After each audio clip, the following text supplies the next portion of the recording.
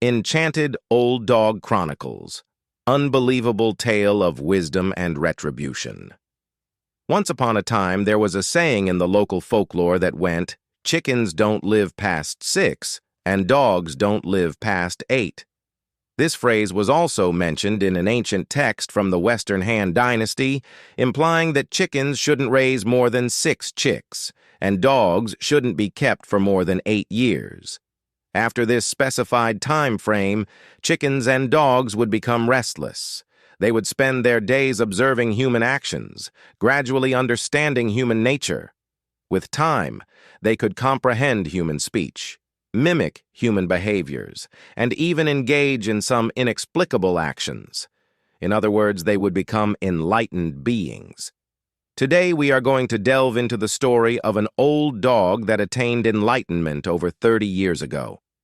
There was a man named Han Lao-san who, from a young age, lost both parents. During a period of famine, his 4 older brothers succumbed to hunger, leaving only him and his youngest brother.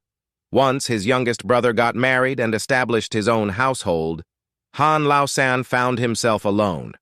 Feeling the emptiness in his home, he decided to adopt a stray dog. This dog was robust and formidable, resembling a wolfhound. In times of leisure, Han Lao-san would take the dog to the fields to catch rabbits. The duo's successful hunts improved their meals significantly. The dog played a crucial role in filling Han Lao-san's stomach, and he treated the dog exceptionally well. As long as he had something to eat, he made sure the dog never went hungry. Thus, they became inseparable companions. After 7 or 8 years, life started to improve, and they no longer worried about food and drink. However, the dog, now showing signs of aging with white patches on its fur and some bald spots, remained loyal. Han Lao-san tied the dog near his doorstep, assigning it the duty of guarding the house. Occasionally, he would take the aging dog for a stroll around the town. One day, Han Lao-san's nephew, a boy named Huzi, came to play. Without reason, Huzi kicked the sleeping dog. The old dog, startled and hurt, began growling and attempted to bite. Luckily, the chain restrained it, and it could only bark incessantly at Huzi. Unfazed, Huzi, reveling in his cruelty, threatened to have the dog slaughtered for meat during the upcoming New Year.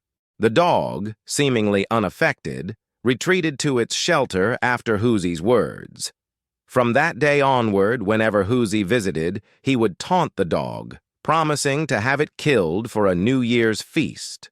The old dog, though refraining from barking at Huzi, stared back with an increasingly determined gaze. As time passed, nearing the year-end, the old dog became increasingly restless and refused to eat. It circled its bed anxiously, causing Han Lao-san to worry about its health. Attempting to alleviate its discomfort, he cooked a few eggs, but the dog showed no interest. As the days rolled on to the 23rd of the 12th lunar month, known as Little New Year, Han Lao-san's brother had to attend a temple fair in the county, taking some mountain produce to sell. In his absence, he entrusted Han Lao-san with the care of his 2 children. Little did Han Lao-san know what awaited him on the first night the children stayed over. That night, the 2 kids from Han Lao-san's brother's family slept in the western room. At around 10 o'clock, an irregular knocking on the door disrupted the usual rhythm of a knock-pause knock. The knocking was sporadic, sometimes light, sometimes heavy, resembling the sound of a drunk person at the door. Ignoring it, Han Lao-san assumed it was someone intoxicated and paid no mind. After a while, the knocking intensified, accompanied by coughing, similar to Han Lao-san's own cough, but slightly deeper and awkward, as if someone intentionally lowered their voice while coughing. Han Lao-san, who suffered from chronic bronchitis, paid no attention, but the sister of Huzi, half asleep, assumed it was her uncle knocking and went to open the door. However, upon opening it, she found nobody outside in the pitch-black night. Feeling a sense of fear, She hastily closed the door, and soon after returning to bed, the knocking resumed, relentless and unpredictable. The sister, feeling sleepy, paid no further attention. The next day, Han Lao-san rose early to buy New Year goods from the market and treats for the two children. When he went outside, he noticed the old dog was damp, with mud on its legs. Perplexed, he wondered if it had rained the previous night and how the dog got wet. Examining the dog closely, he discovered that the rope around its neck was loose.